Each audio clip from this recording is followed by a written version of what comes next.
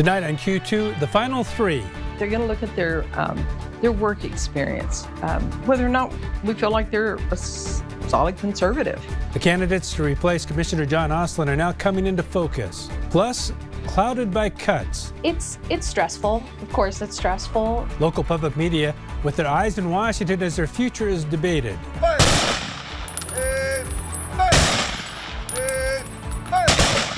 And a service fit for heroes. They are veterans who passed in our community that had no family to retrieve them and take care of them. The Yellowstone National Cemetery making sure that all of our veterans are remembered. The MTN 10 o'clock news starts right now. From Montana's news leader, this is the MTN 10 o'clock news. Good evening and thanks for joining us on this Wednesday night. I'm David J. New tonight, the field of candidates vying to replace former Yellowstone County Commissioner John Ostlund has been narrowed down.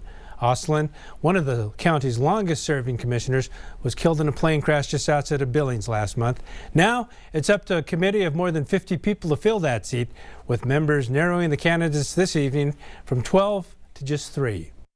Kirk Bushman, Charlie Leveridge, and Chris White are the three candidates for Commissioners Morse and Waters to consider. Ostlund was a Republican, so it's the Republican Central Committee.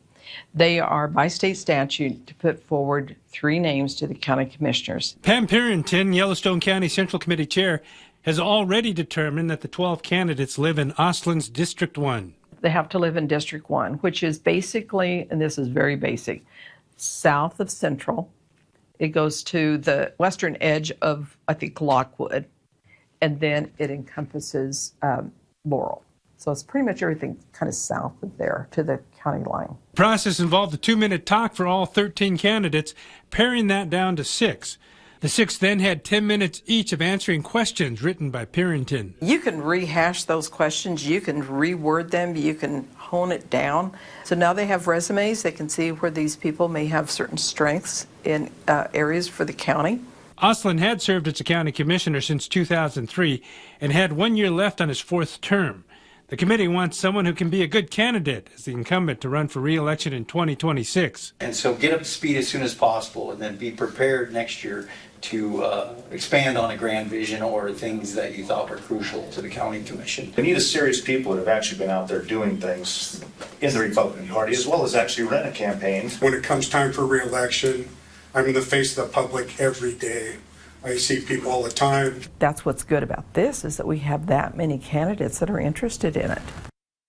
Waters and Morse are expected to name the new commissioner on Tuesday of next week. And tonight, an update to a story we first brought you last night with 2 suspects skipping town after stealing a truck and an RV from 2 local businesses.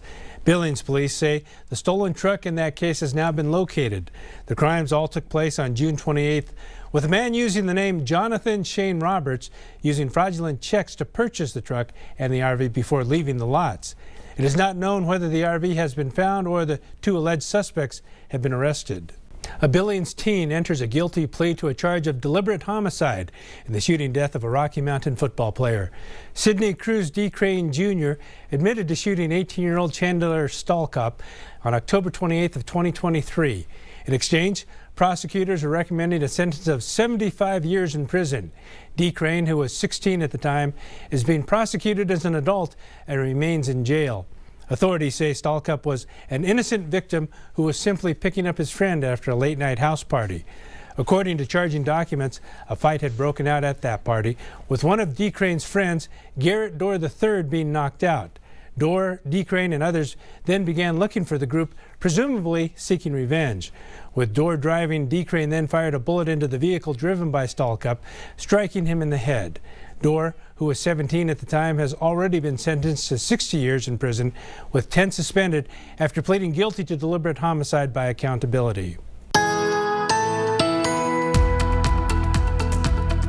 Well, we're currently almost a month into summer, but it has not felt like it for the last couple of days. We had that cold front that slid over the region a couple of days ago, brought a lot of clouds, cooler than average weather, as well as some really nice amounts of rain. Too much, unfortunately, around parts of Sheridan County and Wyoming, but we're going to get through that. We also have fewer and fewer clouds outside right now, but we're not completely devoid of the clouds yet. But they still did a trick on our daytime highs. Look at the temperatures in the Magic City today. We only dropped down to 51, which was below average, but look at the high. 61 degrees was the high today, 1 degree warmer than our average low is supposed to be, and we set some record cool high temperatures today. Your forecast coming up.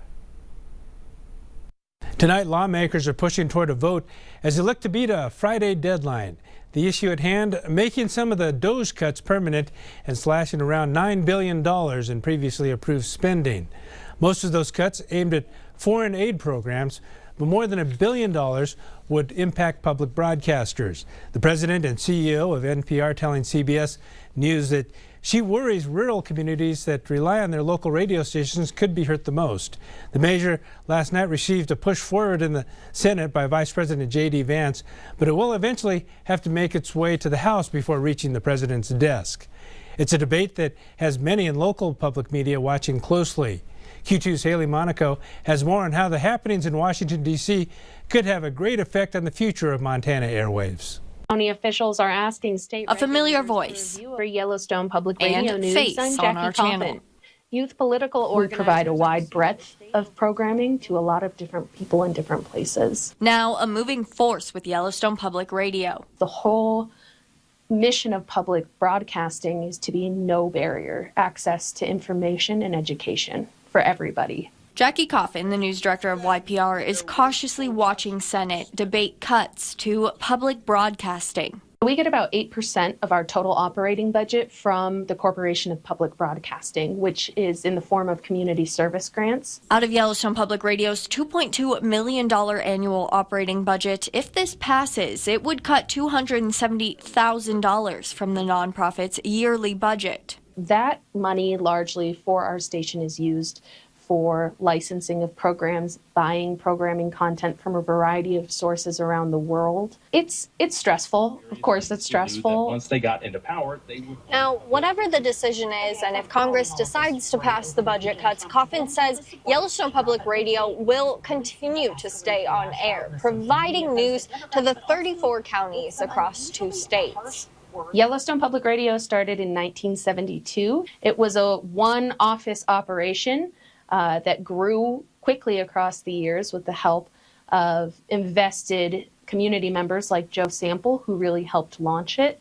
It's that community they will turn to if funding is cut. Our goal would be first to reach out to people who support us already or are interested in supporting us. While YPR may not feel the brunt of the cuts, other public medias will. We will not leave our communities, but there are other stations, other states, other communities whose stations take much larger percents of their operating budget from the CPB. If public media went away, that's vital information, educational programming that people rely on without paywalls through diverse areas, rural communities, that would go away too. For now, they just have to watch and wait. This year will be one of change for Yellowstone Public Radio regardless of our funding situation. We are looking at new ways of reaching our audience, new ways to do the news that's meaningful. In Billings, Haley Monaco, MTN News. Health officials have confirmed the first case of measles in Cascade County. According to the Cascade City County Health Department, the case occurred in an adult who is reportedly vaccinated. The health department says the individual does not know where the exposure to the virus came, but the patient is isolated at home. The health department has listed potential public exposure points and times on its website. The Montana Department of Public Health and Human Services says there have been 26 reported measles cases across 5 counties, with 2 hospitalizations since the first cases were reported in April.